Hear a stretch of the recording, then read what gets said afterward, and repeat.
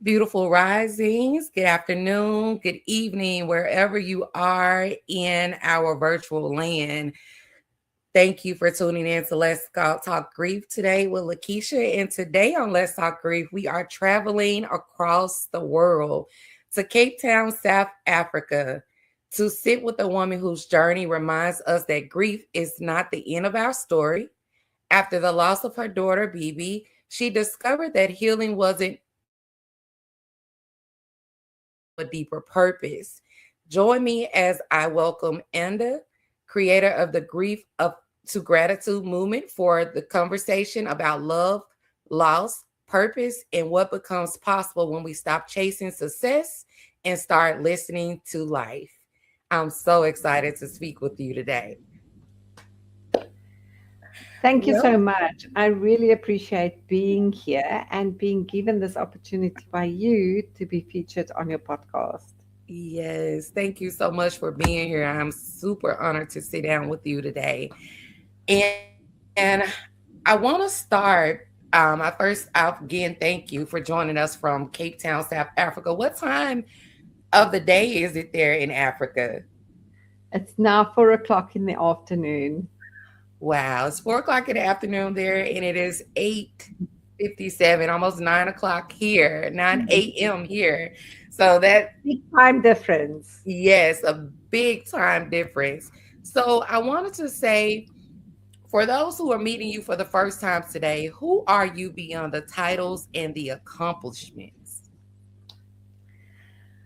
I'm really just a mother, a daughter, a wife, a friend, a worker, a person wanting to change people's lives about grief because you have a choice when you go through grief. Grief can make you stuck, or grief can be your fuel to find your purpose in life.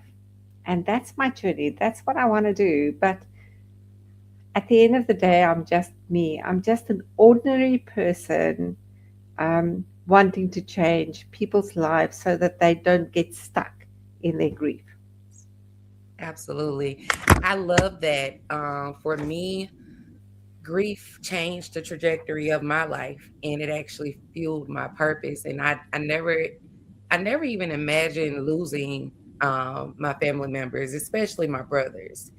Um, but losing them, I made the conscious decision to live, and I didn't want my grief to take me out. But in also with that, I also made the conscious decision to never sit by and allow anyone to suffer in silence with their own grief. And so I'm amazed to see how my pain turned into fuel and power. So thank you so much for sharing that, because a lot of people think, oh, we just pick a topic and we would like to just talk about it. And that's not necessarily true. Most of us have experienced grief, if not all of us, but we chose to make the conscious decision to turn our grief into something greater than us, a bigger picture. So thank you for sharing that. Now, I would like for you to tell us about your daughter. Can you tell us about Bibi and what would you like the world to know about her? So, my story didn't start in a boardroom or anything. It started literally when Bibi was stillborn 24 years ago this year. Um, I went to the office on a Monday morning. I had a meeting with the medical aide. Funny enough, my husband said before I left, Bibi didn't kick as much as she did. She didn't respond to him because they would have this conversation and I would just be lying there. Um, And then I thought eventually 12 o'clock when I remembered, oh my gosh, I had to go to the doctor, blah, blah, blah. So I phoned the doctor and I said, I need to come to you. Bibi didn't move. And he said, okay, come. Well, his secretary said, come because he was in the theater. I went there. She put me on the monitors and there was no heartbeat. Oh,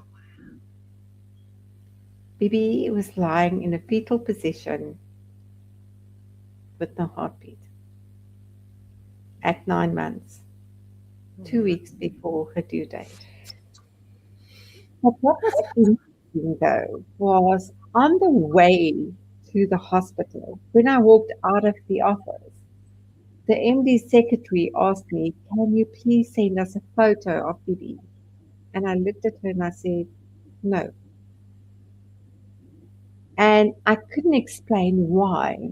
But when I got into my car, I phoned a friend and I said, "Karen, where are you?" And she was going like, "I'm lying on a massage bed in the salon." So I said, "Well, you better get off the bed and you need to come to the hospital because you need to meet Len."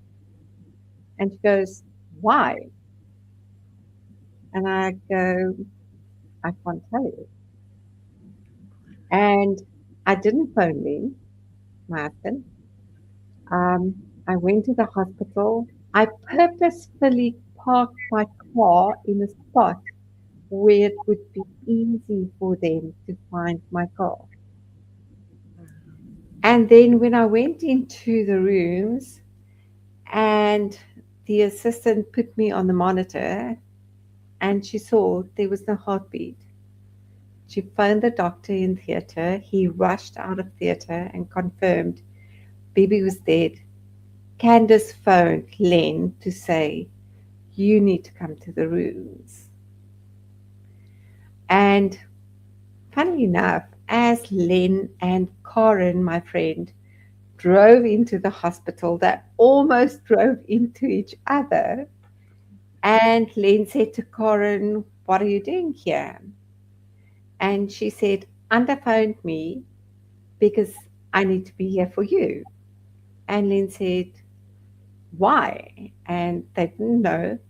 They came up to the rooms, and the doctor and Candace told Len and Karen that Bibi was stillborn and I had to have an emergency C section. So that is how my story started. And then after that, you know, it's very difficult celebrating her birthday because she didn't live, but she was a part of us. So, what do you do with this? Okay, how do you handle this? So, for the first 4 years, I think we just, I would sort of have a glass of wine, say happy birthday, Bibi, and have a little cupcake, and that was it. With my oldest daughter, Lane, because Lane called Bibi her sunflower. Oh, And she was so looking forward to this little sunflower baby sister that all she wanted and never came home. In fact, Lane told Len that if this is a boy, you need to give him back to God because I only want a sister. Okay. wow. Oh, wow. So that reminds me of Okay. a story. When my children, well, actually, when my youngest daughter was born, after 48 hours, my oldest daughter was like, "Can we send her back now?" Okay. So Yeah. children have their own perception of what they want. But in this case, I was really lucky that I could deliver a sister, although she Yes. wasn't breathing and she was dead. And Yeah. you know, when I came from the hospital, it was so um, so profound that Lene was born on the 8th of January, so 8-1. Mhm. Bibi was born on the 1st of August, 1-8. The first movie we took Lene to see when she was 9 years old, sitting in a little snug and safe. Actually, Len and I went to see the movie, was Titanic. The movie that was on TV that night when I came out of hospital without Bibi was Mhm. Titanic. To this day, Lene will not watch Titanic. She won't even listen to the music. But what happened after that was so amazing because Lanaki didn't really wanted to do anything with me on that first night, first 2, 3 days when I was home because I didn't bring her baby home. Um, but then she came to me one night and she had this little thing on her head and she did handstands in the kitchen. And she said, I want to make you smile because all you do is cry because baby is dead. I said, thank you so much, my darling. And then one day when she was 8 years old, she came home and she said, I know what we can do for Bibi's birthday. So I go, what are we going to do for Bibi's birthday? And she said, we can start an angel party for the children at CHOC. Now, CHOC is an institution at the Tygerberg Hospital in Cape Town that look after children with cancer. So Oh, there are literally babies from 3 months old to 15 years old.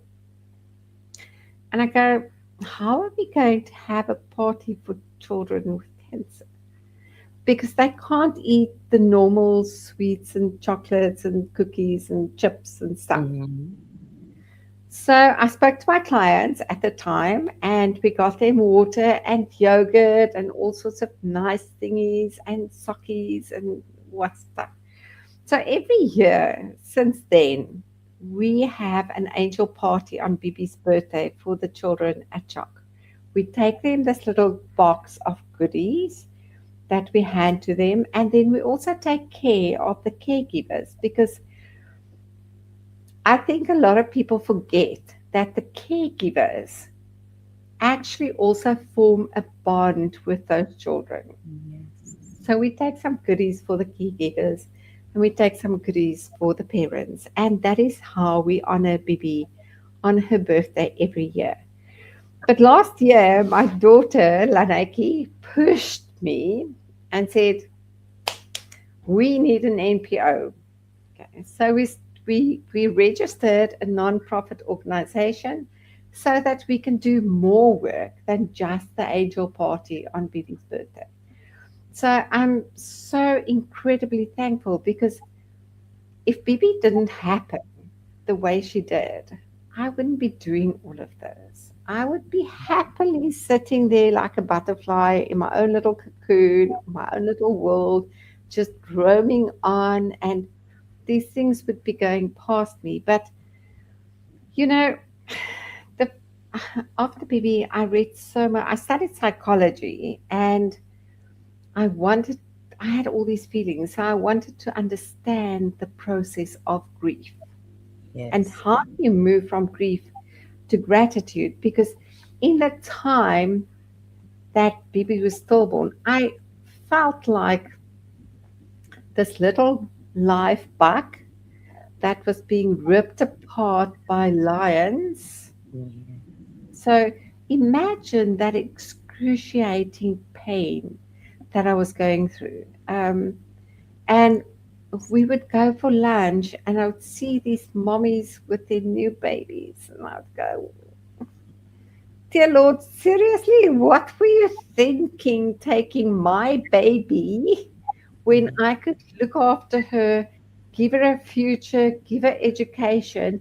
And there's mommies that don't even want their children. In Cape Town, they often, on a weekly basis, find babies stuck in a drain in a plastic bag. Mommies walking in the rain, in cold, in August when it's really horrible outside with these babies and they can't take care of the babies. And I go, God, seriously, what did you think? I mean, honestly, okay. But now, 24 years later, I understand what he thought. I understand that he said, I'm going to take Bibi from you because your purpose is to go and teach people that they can move from grief to gratitude, that they don't need to be stuck in grief, and that they can find joy and they can find love and they can live a fulfilled life again. And Yes. that Oh wow, that I love it. I love it. You said a lot of profound things. I want to go back to um the relationship between BB and her father. Um, I think that is a very important part that people miss when people miscarry or have stillborns is that that relationship is formed in the womb. um, you carried her. So even though she didn't live outside of the womb, she lived within you. So that's 9, almost 10 months of bonding with that beautiful baby. So I can't imagine because um, I can't imagine. I did go through a similar situation. But to have your daughter, Lene, your oldest daughter, as BB's voice was even more beautiful. Like, she not only bonded with her sister while in your womb, but she, even as a child, she was designated or she volunteered to be BB's voice. And that's amazing. So your work was definitely orchestrated in design in alignment with your purpose. And a lot of people don't realize that we have to experience some things in order to reach that purpose, in order to reach our purpose. And let's be honest about it and transparent. None of us want to experience what we experience to get to the purpose, you know? It doesn't come with butterflies and sunflowers in most cases. It comes with the rain, the storms, and the hurricanes. But that's remarkable within itself and how you were able to transform such tremendous pain into your purpose and power. So thank you for sharing yourself with the world.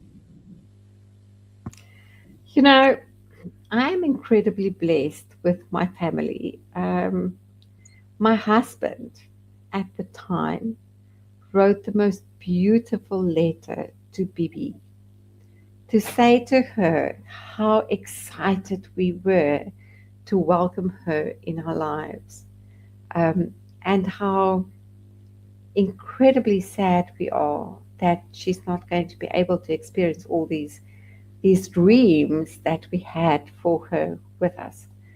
Um, but that we wish her well because obviously she's got another path to follow. And after Bibi, I had 3 miscarriages, which was very devastating and disappointing and heartbreaking and all the sad stuff that goes with that. But then I think I think God got so tired of me saying, "What the hell are you thinking? Giving me all these things and not letting them come to fruition." He then said, "Okay, you can have Underlay, my second daughter." Okay, and Underlay she's such a live wire, and she's such an amazing airy fairy child. She's completely opposite to Lane, but then I have to say the two of them have got such an amazing bond. Okay, Laneki would she actually wrote on Antlay's door in her room, "Are your shoelaces tied for school? Is your lunchbox packed? Do you have all your books? Um, do you have this? Did you brush your teeth?" She's such a good mother to underlay, much better than what I could ever be, I think, because Lana was there. Um, but the two daughters together complement each other so well. And I think I'm, no, I don't think I am incredibly thankful for God to send Underlakey to us because even though Len and Lene and I have a really good, solid relationship, there's that comfortable relationship and nothing goes Mhm. wrong and everything works well and blah. But then Ante comes in like this light bulb and she goes, let me just wake you all up and shake you all up. And okay, we're not going to do it like this. We're going to do it like that. And she just glues it to all of us. And she just makes us complete. Yes. She's the fire to your store, to your She's air. Yeah, she. in my wire. Yes, I love that. I love that. So, um, did you feel supported in your grief journey, or did you often feel alone within your grief journey after being? Okay, so there's two sides to your question. The one side is work wise. I had incredible supportive colleagues at the time that came to my house, and they actually brought me trays with fruit and biltong and all sorts of nice things. And I still have those trays today. But then the MD of the company was like phoning me the day after BB was stillborn and goes, "How are you?" And I go, "I'm fine," because what else must I say? And he goes, Mhm. "Well, you don't sound fine." And I'm thinking, seriously? My baby was just stillborn. Why are you even asking me this question? Why are you calling me? And in that moment, I realized that we ask questions to grieving people out of ignorance. Okay. Because he didn't ask me, "Are you fine?" Because he didn't understand. Well, he didn't understand the circumstances. He asked, "Are you fine?" Because that's the question we ask. Yes, In the circumstances, it was the wrong question to ask. absolutely. However, on the friend side, I had amazing friends supporting me. Food would arrive, I didn't have to do anything. I have this one friend, Yancy, and we're still friends today. She would come, she'd go, "We're going for tea," and I'm going, "I don't want to go for tea." And she'll arrive at my house and she'll say, "Get dressed." And I go, "I'm not getting dressed and I don't want to go for tea. And I just want to sit in my house and I just want to feel sorry for myself." And she'll go, "We're going for tea." And she'll open my cupboards and she'll say, "This is what you're wearing. Go and shower. I'm waiting for you." And I'm going, "I don't want to go." Okay. But I got dressed and I went. Yes. And Yancy helped me to keep my sanity. And the difference with Yancy was I didn't have to talk. We would just sit and drink tea in silence. And I think that is such an incredible support structure because we often feel, people think we need to talk about how sad we are and how broken we are and how we are grieving. And then we feel guilty because we think we actually can't tell them that. Hmm. So taking your friend for tea and sitting in silence is fine. Yes. When it was Bibi's service, Yancy took me to a boutique to go and get an outfit, which coincidentally Under Lakey is now wearing today because it was such a quality outfit that I bought at the time. But the thing is, um, I had many Yanceys in my life, and I still have today. But what I want to say is that people tend to form a circle of support around the mother because she gave birth to the stillborn baby and she needs the support. However, the dad needs support too. And Yes. we do not have to forget that. So in our friendship circle, um, we were incredibly privileged that the men rallied around Len and gave him the support to make him stronger to support me. Yeah. And it's an important thing to remember because we always think men are strong and men can handle this. But you know what?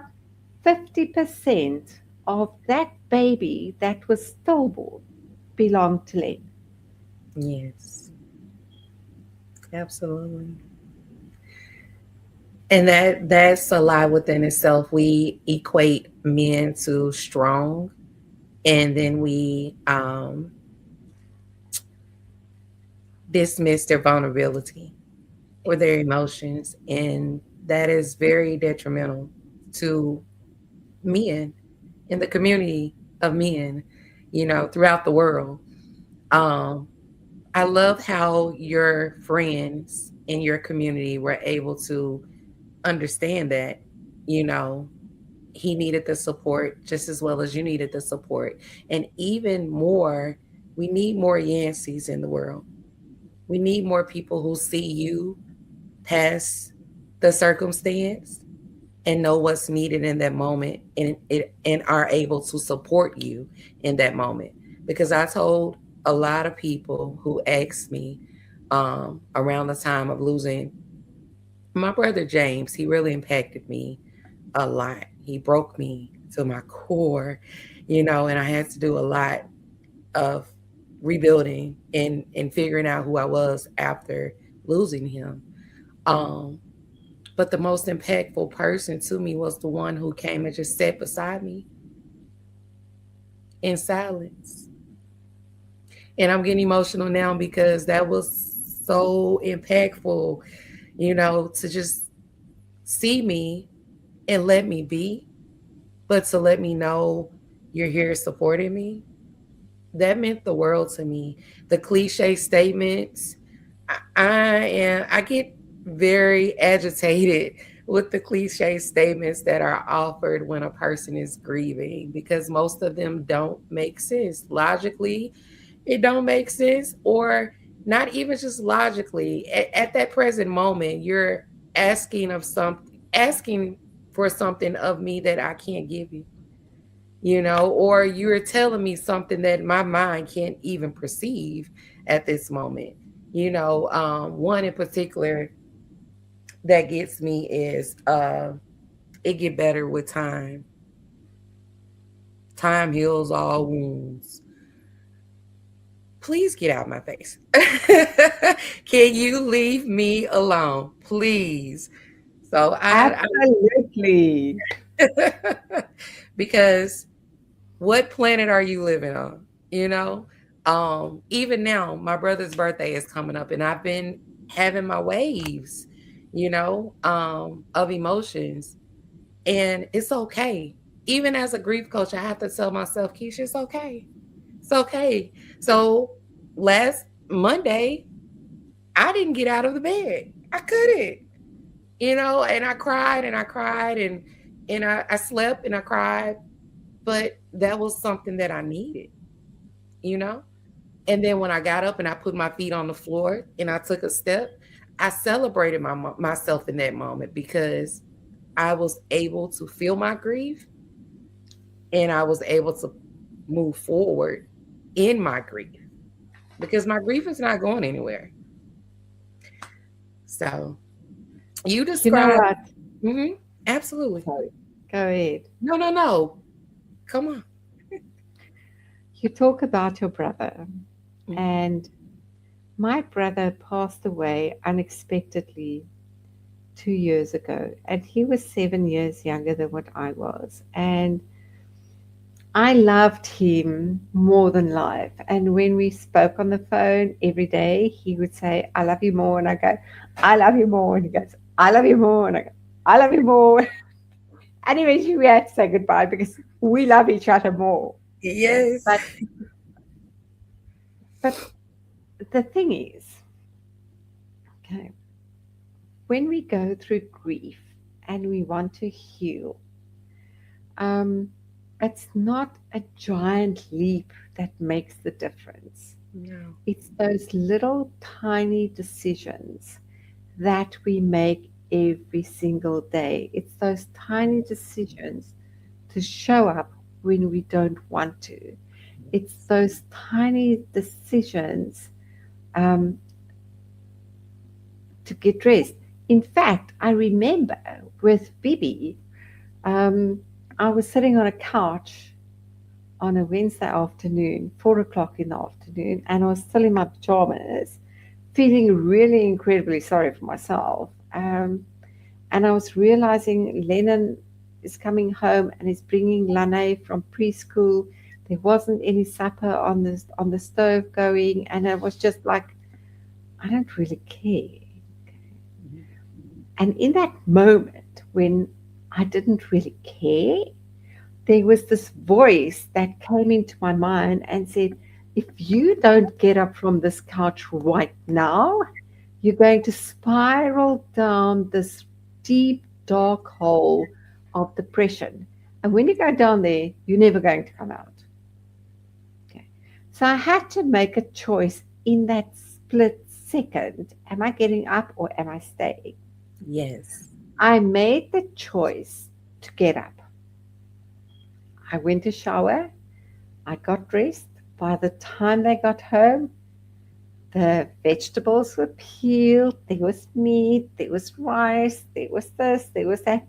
I was cooking. And that moment of decision, my life's destiny was changed. Yes. And I think that's one of the messages that I would love to give our viewers today is that you do not need to get stuck in your grief. You do not need to go down that dark hole. You are allowed to live a fulfilled life.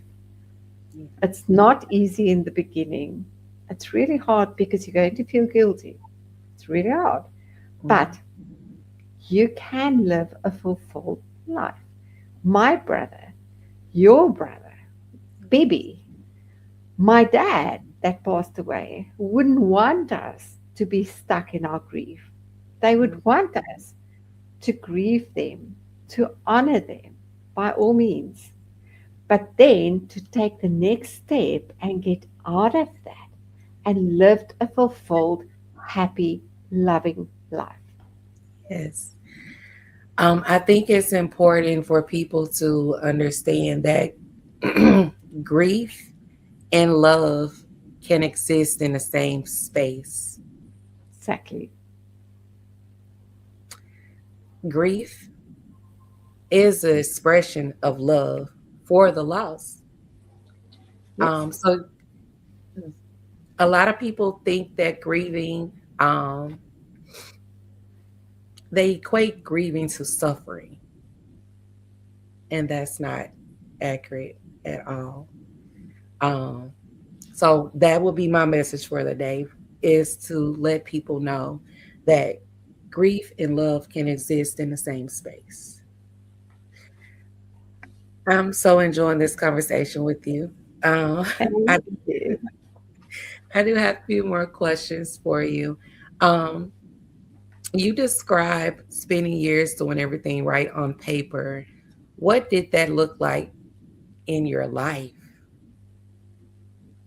So, doing everything right on paper means that I had this perfect job.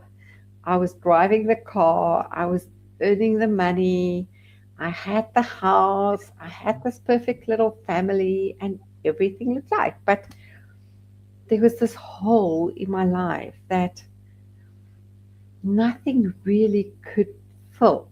And you live with this hole, and then one day you realize, hang on a moment, there's something more to life. There's something that needs to fill this hole. And that something came to me, first of all, after Bibi was stillborn. Okay. I studied psychology, and so I read a lot of books about grief and dying and how to manage your grief and, how to package it and whatever. And then one day, I bought a magazine called Your Baby, and there was this nurse, never married, 52, no children, writing an article about how mothers who lost their babies to stillbirth should grieve. and I read this article, and it made me so angry that I contacted the editor of the magazine and I said, "Who does this woman think she is? She's got no clue of what she's talking about." So the editor said, "Okay, you write a story, your story. And then what I will do in the magazine, I will dedicate a page in the magazine called Your Story based on what you say." So I wrote my story and I said, "This is what we want. This is what we need. This is the support. Don't tell us to grieve because you don't know how we grieve, and every person grieves differently." Differently. Yes. And to this day, 24 years later, in that magazine, there's still a page called Your Story. And Wow. my story was the first The story based story. on that. People think that, out of, I don't want to say ignorance because it's the wrong word, but I think out of not knowing, they Yes. want to support us in the best way they know, but they don't understand the emotions that we go through.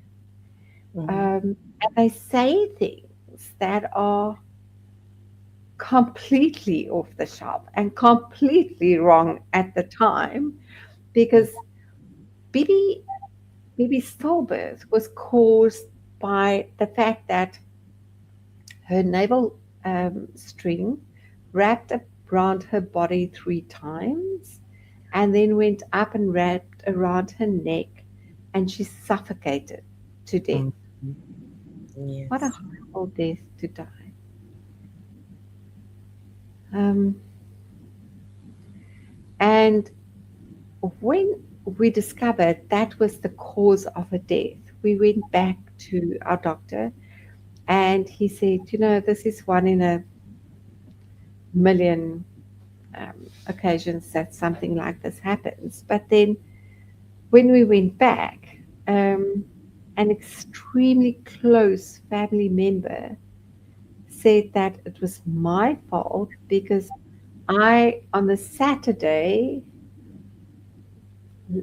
was hanging Bibi's curtains in her room. We were finishing her room. We were packing her cupboards. It was stocked to the brim. It was so beautiful. We had a double bed in there, and Len and I could lie in the bed with Bibi, and we had a crib, and it was just beautiful. Okay. But this family member said it was my fault because I hung her curtains and I left my arms above my shoulders. And that stuck with me for a very long time.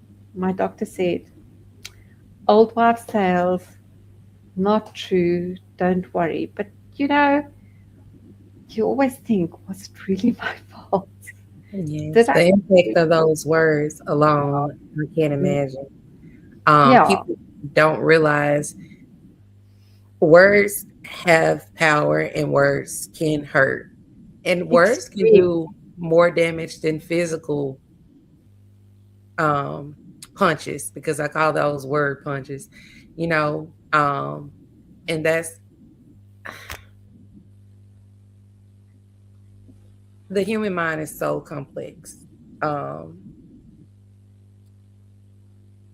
I'm an advocate for taking a step back and processing, or taking a step back and looking, actually being aware. Because if we had more people to be aware of the things that they say and do, the world would be a better place. Absolutely. Absolutely. Yeah. Those words were not, I'm You angry know, it behind was those meant, words. it was, I'm sure it was meant um, in, I can't say it was meant in innocence. It was No. meant in anger Yeah. because it was somebody that was looking forward to this little baby as much as what we were. but Hmm. saying that was just not appropriate at the time. So guys, men, ladies, gentlemen, everybody listening to this, Yes. watch what you say Watch what you say. to people like us. Okay. Yes. Whether it's a stillborn baby, whether it's a brother that died unexpectedly, whether it's somebody that committed suicide, whether it's somebody died in a crash, doesn't matter. Yes. Watch your words Watch that your you words. utter to us. It is Please. impactful at the time. Yes, absolutely. So some people hear gratitude and they think Yes. it means bypassing the pain. And we know that's not true. But how do you define gratitude within grief? You know what? I think my gratitude and my resilience came from the fact that Lene said we need to do the angel party because gratitude after grief is when we start to grow because gratitude stands besides grief. Okay. And for a long time, I thought gratitude meant being thankful instead of grieving. But gratitude means discovering what grief has come to teach us. Yes.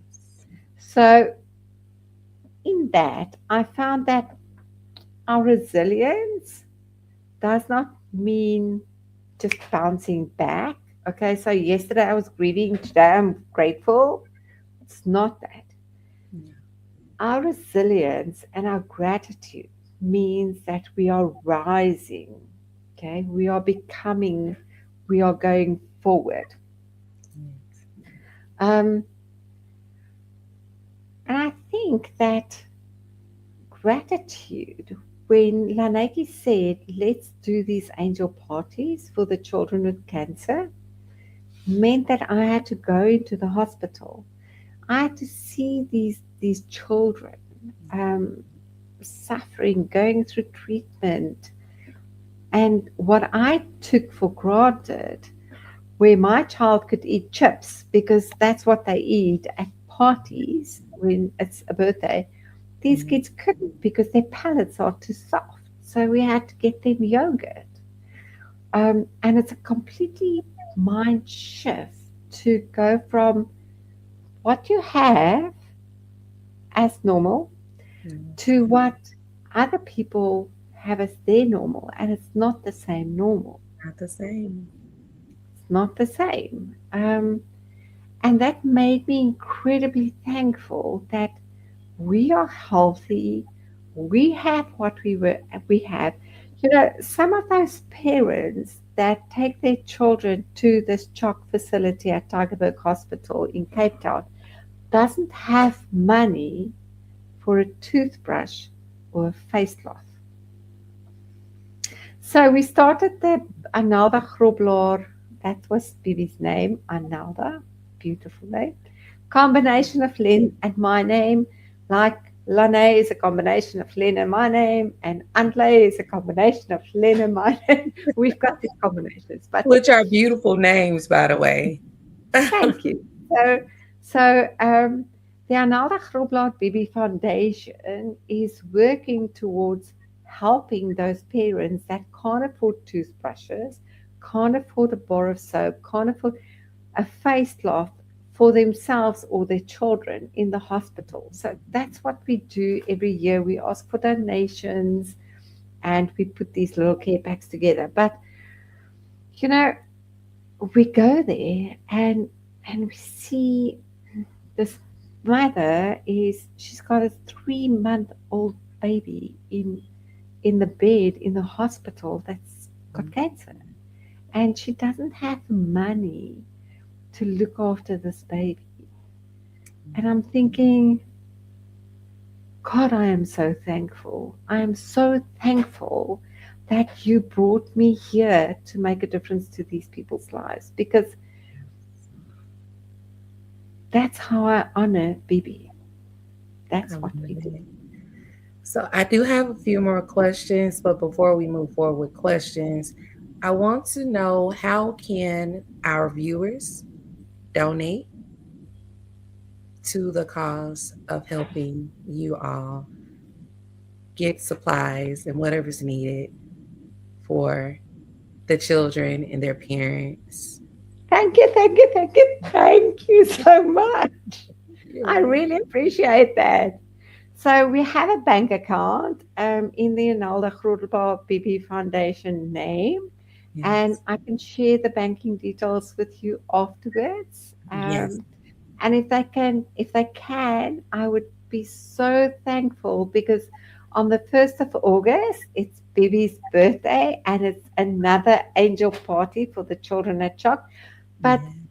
Chalk hasn't just got the need for the children and the caregivers and the care packs that I do.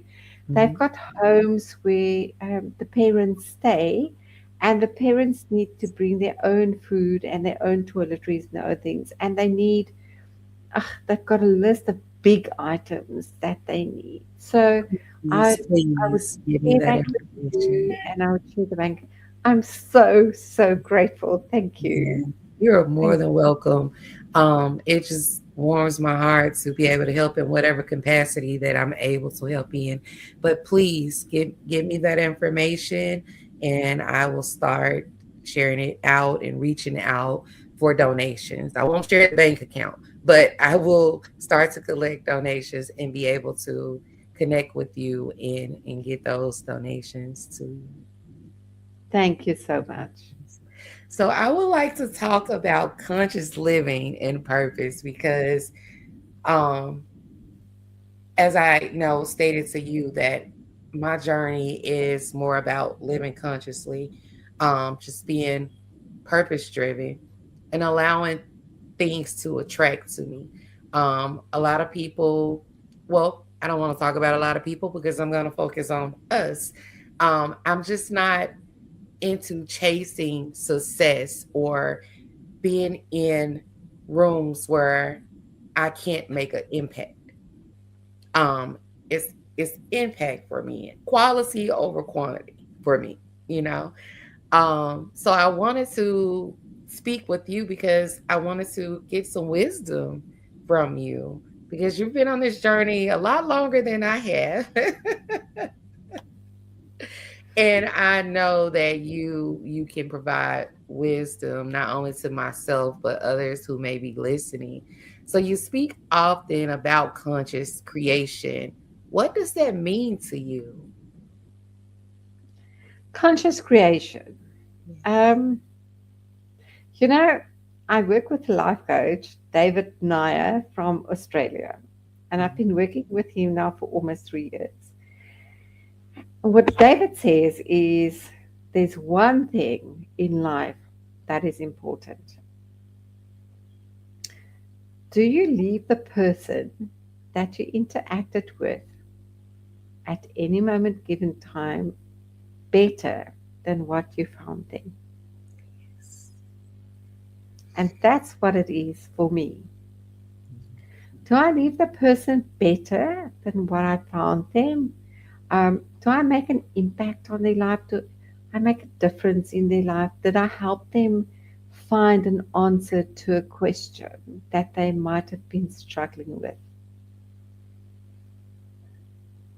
Yes.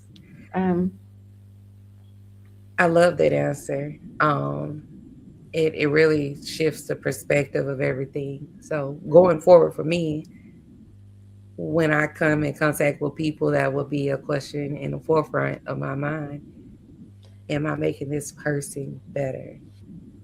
So something so small can be so huge. I love that. the other thing is that, I work with people, I work in factories with my clients. I'm an HR consultant, so I consult for small and medium companies. And I mainly work in the manufacturing industry, which is quite a robust industry. Okay, and people can be very brash and cut off and hard. Yes. Um, and the thing that I'm trying to convey to them is doesn't matter how much money you have, doesn't matter what materialistic possessions you have. That doesn't build your legacy. What builds your legacy is the impact that you have on people, the Yes. difference that you make to their lives. It's when you walk away, they need to say, I want more of her. I want more of him. He said something that's changed my life. Yes. She did something that changed my life. Yes. That's how you build your legacy, not your money, not your materialistic possessions, the impact you have on people's lives. Yes. I always say that two dates are given: the day you were born and the day you will pass away. But that dash in between is what truly counts. Absolutely. Yes. How can you how can someone begin reconnecting with themselves after loss has left them feeling disconnected? You know, it's very difficult to do it by yourself because remember I said I was sitting on the couch going through that spiral that I was almost there. Either you're going to have somebody in your life that says, wake up, get off the couch, go and shower, or you're going to have to make that decision in a split second. Mm-hmm. So, what I do is I run a master class to help people move from that grief, that almost falling into the depression thing, when they make the decision to do something about it, to find their purpose in their journey from grief to gratitude. Um, but again, it comes down to a personal decision because, we can have two sons, two daughters raised in the same family, and something happens, they lose their house, they lose their money, they lose their parents. The one son can go out and become this incredibly successful person, whether Mm-hmm. he's an entrepreneur, whether he's just a delivery man, it doesn't matter, he can become very successful. The other brother decides that I'm going to spiral down this dark hole of depression and I'm going to fall into alcohol and I'm going to fall into drugs and eventually I'll lose my life because I'll sit on the sidewalk in the street. It's Yes. that moment of decision that your destiny is shaped, but only you can make that decision. I But can totally if you resonate want with to reach out, that. Mm-hmm. I'm here. Yes. I can totally resonate with that. Just experiencing my own journey. Um, Outside of my brother, I lost a lot of people back to back to back to back. But I was spiraling. I was functioning in my everyday life on autopilot. Physically, I was there. Mentally, emotionally, I was not. Um, but I did make the conscious decision. This is now how I want to live the rest of my life, And it wasn't easy. It wasn't easy at It's all, never easy. you know. And it started with a small conscious decision, like just very small conscious decisions and steps. And I started to feel breath come back into my body because I felt like I couldn't breathe. Yes. I just, it was like everything just stopped. Um, but I will tell anyone, you know, it doesn't happen overnight. Although we're living in a microwave world right now, everything is ready, set, go. but it doesn't happen overnight. And celebrate those, even the smallest steps, and keep going. You know, I think that is really important for people to know, is that the small steps make the largest impact. So, That's exactly where people like you and I come in, because people taking that first small step needs a support pillar, and yes, that's what we do. yes, And people absolutely. like you and me, in that moment, we know we we want to make the step forward, and we don't really know how to do that. We go on our gut feel, but Mhm. imagine if we had a support pillar, someone that can guide us taking the next step. Yeah, How much impact that would have. yes, absolutely. So I know that you have a day ahead of you. I don't want to hold a lot of your time, but if we can squeeze in maybe one or two more questions. Of course, you're welcome. Right. So, um, we know that you honor BB with the party at Chalk, as well as the nonprofit organization, and basically in everything that you do.